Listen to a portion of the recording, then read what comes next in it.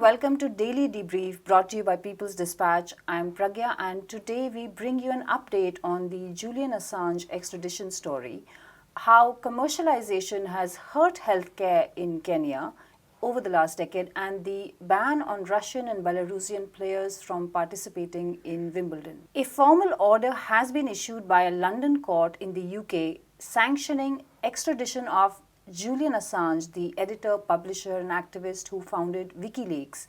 It is now up to Priti Patel, the Home Secretary of the UK, to determine whether or not to extradite him to the US. Remember that Assange has fought his extradition for a decade. He is currently in the Belmarsh prison. Anish from People's Dispatch has been following the developments in this case. Anish, what is really the significance of the magistrates' court's ruling in the UK? So the significance is that it now pretty much washes off the court's responsibility. The courts are pretty much done with the case right now, and this was like the formality that needed to be done to sanction the High Court decision. We must remember that the Supreme Court refused to hear the appeal that Assange had filed. So the High Court decision stood, and that is what got sanctioned by the Magistrates Court. And so now it passes on to the executive, which has to take the final decision, the Home Office. Now, this is where we need to remember that the complete process will now take a very political color, because as we know, in a parliamentary democracy, Priti Patel is a political appointee, and she belongs to a political party with an ideological slant, and more so, her decision will not be bound by any of the judicial rigor that you generally find courts have to go for. They have to give a reason of why they are taking a decision in such a way. They have to cite relevant legal procedures and precedent. She doesn't have to do that. She can just sanction it without giving a reason. So this is where the process is now headed to. It is almost finished, because we are looking at a situation where it's kind of like taken for granted that the extradition will also be inevitable. It is looming over Assange's head right now. You know, I wanted to ask you that too, but also, is there a chance of another round of appeals for Assange and can his lawyers actually approach the court? And yeah, there are, like technically speaking, there are still procedures left. This is still not the final stage, because first of all, his defense team has until May 18th to make submissions arguing that the extradition would be in contravention to the existing laws, and also the bilateral treaty between US and UK regarding extradition, and also other points of law that the courts refuse to or fail to consider during the course of various trials. Once the decision is made, which will be by, I think, around the end of May, or maybe even later. There are people who say that it might take at least 2 months for Priti Patel to make a final decision. When the final call is made, there can be another appeals procedure. But this appeals procedure means that Assange is going to stay in the Belmarsh prison. We've spoken about this multiple times, and something that really needs to be reminded, that even though this rule of law, the procedural factors continue, Assange is being incarcerated without any charge in the United Kingdom, under judicial remand, in a high security prison, in one of the harshest prison conditions we can think of in that country. And we are talking about almost near isolation from the outside world. He barely gets to talk to his own family or his lawyers. And so this is the sort of, the punishment is already being meted out. And even before Assange could stand trial in the United States after extradition, if the extradition happens. So we are looking at a situation where again the impunity is happening already on a publisher. Again, something that I feel like it needs to be repeated, continuously, because this is the case that is going to threaten press freedoms in the West as a whole, around the world even, not just the West. In fact, if the United States feels that your publication is going to be detrimental to its interest, its, whatever it considers to be classified, it can call for extradition if your country has, or the country that you're staying in has a treaty with it. So we're looking at a situation that can actually have far-reaching impact, and the damage is already being done in this regard, and very little is being done about it. And we have seen the conservative government doing almost nothing about it. And the same with Australia, where the conservative government, where Assange is a citizen of, where the conservative government has also completely given a blind eye to Assange and his plight, despite calls from. It is a massive movement over there, and even then, you do not have anything coming forth. So it's a very, So do we know that what Preeti Patel is going to do? it is very likely that she will sanction it. It is very likely. We can't really think of a situation where she might be upright. And in the sense that, because the government is not going to be upright, we have to remember she's part of a cabinet that is very pro-US, that that is very conservative, that is quite right-wing even in several respects. And Preeti Patel is one of the biggest advocates of very harsher criminal justice system. So it is not somebody. Like politically and historically speaking, it is not going to be a decision in favor of Assange that we can be expecting, but maybe the appeals process can turn the tide, and that is a big if, but that is the only hope that Assange has left right now. All right. Anish, thank you very much for sharing that information with us. In recent years, health policies in Kenya have supported market models in healthcare. Between 2013 and 2021, the share of health establishments that are for-profit grew from 33 to 43%. That's over less than 10 years. The People's Health Movement Kenya and GIESCR, a non-government organization that believes in transformative change to end endemic problems of social and economic injustice, have called for the realization of the right to health for all through stronger public healthcare services and a reversal of the growing marketization of healthcare in Kenya. We spoke to Arnav Rashar of the People's Health Movement earlier today. Anna, thank you very much for joining us. Could you just start with giving us a little bit of the context of in which this report was written and why you went about writing the report? Yes, of course. So basically, it's a report by the Global Initiative for Economic, Social and Cultural Rights, which was launched with the People's Health Movement Kenya. And it focused on how commercialization of healthcare impacted access to care in Kenya during the pandemic, with a particular focus on people living in informal settlements. So it was an important report because we did witness all over the world that the health systems that were based on private initiatives, on public-private partnerships, did significantly worse in pandemic response than those who had a strong public healthcare system behind them. And so, of course, one of the important things that the report outlines is that although there was a pandemic and although we were hearing about how important health systems were, there wasn't a significant shift from the previous pro-privatization policies that people in Kenya were seeing. And this impacted poor people mostly. So while it's fair to say, and the report states that when law is concerned, the right to healthcare in Kenya is very well protected. The situation is somewhat different in practice because it's not reflected in the amount and the budget that healthcare receives. So, for example, if we look at how much is spent on healthcare in Kenya from the national budget, it's about 9% compared to the 15% that the African Union states committed to in 2001 when they signed the Abuja Declaration.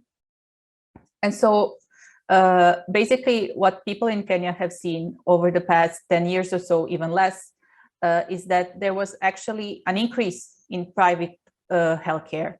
And this was a significant increase. We're talking about going from a 33% representation of private health facilities in the country to 43%. So that's an enormous jump, and it has quite a significant impact on how people can actually relate to the health systems themselves. So, Anna, did the pandemic itself change how the government looked at healthcare, and did the same policy continue? And what is the indication right now? Can you also tell us some of the key findings of your report? Yes, so that's a very good question, because I think it's important not only for Kenya, but also for other countries that are witnessing the same trend. And the answer is, of course, no. So the government did not change their approach to how they're planning and how they're seeing the healthcare system. And basically, during the pandemic, they even went ahead with some new policies and new agreements with the private sector, and including them in the overall health system in Kenya. So, for example, in 2020, the Ministry of Health in Kenya, they signed a new strategy on public-private collaboration.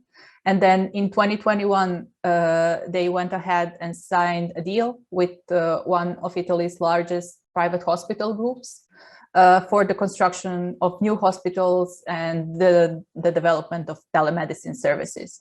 So it kind of, it shows that even in the future, the pandemic has led to very lessons being adopted. It's still being the private sector who is being brought into the health system. It's still the private sector who's seen as the main partner, and private providers are still seen as someone who should play a key role in providing healthcare. And of course, we know from before that this is very wrong, because the strengthening of the private healthcare system actually leads to a weakening of the public. And if the public health system weakens, then the people who should have most access to health services are those who have least access. And that's one of the key issues that we're all going to face after the pandemic is over. Do you have any key recommendations which are part of the report? Yes, so PHM Kenya and the Global Initiative for Economic, Social and Cultural Rights came up with a couple of recommendations which speak to the problems that were mapped while they were developing the report. And of course, those range from, increasing the public expenditure on health, so from the current 9%, as we mentioned before, going to at least 15%. Then there is also the issue of increasing the regulation of private providers, who usually are not followed by the government in an adequate manner, and that means that they feel free to provide low quality care, or just not meet the standards of the healthcare that are required and would be required of the public health sector, and that public health sector services often provide, and they do so in Kenya as well. And yes, so I think that one of the last things to mention is that what's going to happen and what is happening, it's very dependent also on what's happening internationally. So what we are seeing international development actors pushing for, and they're still turned towards the private sector. So the important thing will be to shift things around both locally and internationally to see that there is a stronger support for public health systems, and that public health systems are actually recognized as the key resource, if we want to call them like that, both for responding to COVID-19, but also to other things that are going to follow. And our final section is from the world of sport. Wimbledon has announced that it will not allow Russian and Belarusian players to take part in this year's competition. The All England Lawn Tennis Club, which runs Wimbledon, said this step was to limit Russia's global influence through the strongest means possible. The decision has not been universally popular, though. The ATP, which governs men's tennis, has criticized the decision, as has the Women's Tennis Association. We have with us Siddhant Ane for more on this. Hi, Siddhant, and thanks for joining us. Siddhant, could you begin by telling us a little bit about why this decision was taken? If you mean the timing of the decision, it of course has to do with the fact that the championships are upcoming. This tournament, Wimbledon, is coming up soon. So I suppose a decision had to be taken quickly, because there are sponsor commitments, there are all kinds of things that are linked to the actual players who are playing the field, right? A lot of the interest from viewers, etc., is based on who is competing and who is not. So a decision to exclude certain players, especially when they come from, let's say in this case, people like Daniil Medvedev, who's among the best tennis players on the men's tennis circuit at the moment and is Russian and will not be participating. The chances of him setting up a final or a later round clash with someone like Novak Djokovic or one of the other top players increases spectator interest, therefore increases sponsor interest, therefore increases the revenue for the tournament and for the wider tennis circuit, which Wimbledon is only one tournament. Now, of course, traditionally, or in this sport, which is a very traditional sport in itself, a very white-dominated, European-dominated sort of sport, where, in fact, black athletes didn't even participate for a long time. It was played in exclusive clubs where only certain people had membership and all of those things. This is the kind of background that leads us to the point where Wimbledon assumes the importance on itself of actually being anything in what is happening in global politics. And the statement, actually, if I can just read out a quick bit that Wimbledon has issued, it says, given the profile of the championships, so it doesn't even call itself by the name of its own tournament. It calls itself just the championships. In the United Kingdom and around the world, it's our responsibility to play a part in the widespread efforts of government, industry, sporting and creative institutions to limit Russia's global influence through the strongest means possible. And therefore, they've gone ahead and banned Russian and Belarusian athletes from both, I'm assuming, the men's and the women's sections of this tournament. Now, it's really strange because you normally hear, first of all, tennis is an individual sport, mostly. Right. Individual players play this sport for individual prize money, individual ranking points, and the chance to be world number one. That they belong to or a certain nationality has no part to play in any of it. So the statement goes on to talk about the kind of influence that the Russian regime might derive out of the success of its athletes at the tournament. So it's a really I think there's a problem with that argument. It's not a team from Russia representing or competing for Russia. So fundamentally, it's flawed.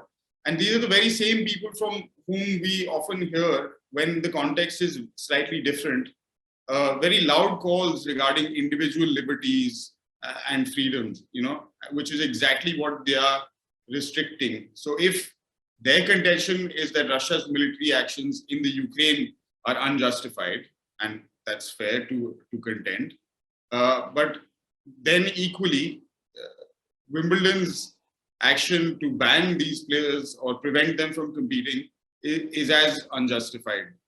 Okay. Siddhant, I get your point. So, can you look a little ahead for us? Is everybody happy with this decision? And are more such bans likely in other sports, in other fields, sports? Other sports will make it perhaps too wide a conversation to have in the time that we have today, Pragya. But just sticking to tennis, the other there are four majors that take place. For me, the interesting one to watch will be France, because the other three happen, one in the United Kingdom, Wimbledon that we're talking about. Then there's the US Open in the United States and the Australian Open in Australia. All three of those other nations are part of the sanctions regime against Russia at the moment, right? So perhaps we can expect in the next edition of the Australian Open and the upcoming edition of the US Open, a similar ban will be enforced on Russian and perhaps even Belarusian athletes.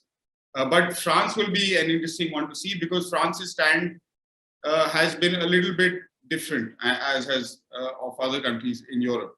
So I can't really say what will happen on that front, but it will be interesting to watch.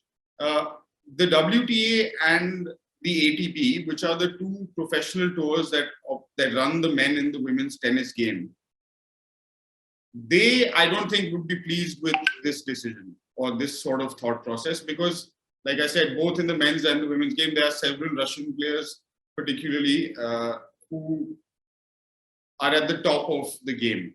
They bring in crowds, they bring in money, and therefore their presence is very important for the sustainability, the viability, and of course, bottom lines of all these tours. So, and also it's an association of tennis professionals, or women's tennis association, right? So it's their duty to represent their members, because it is not the actions of their members that have created anything in Ukraine.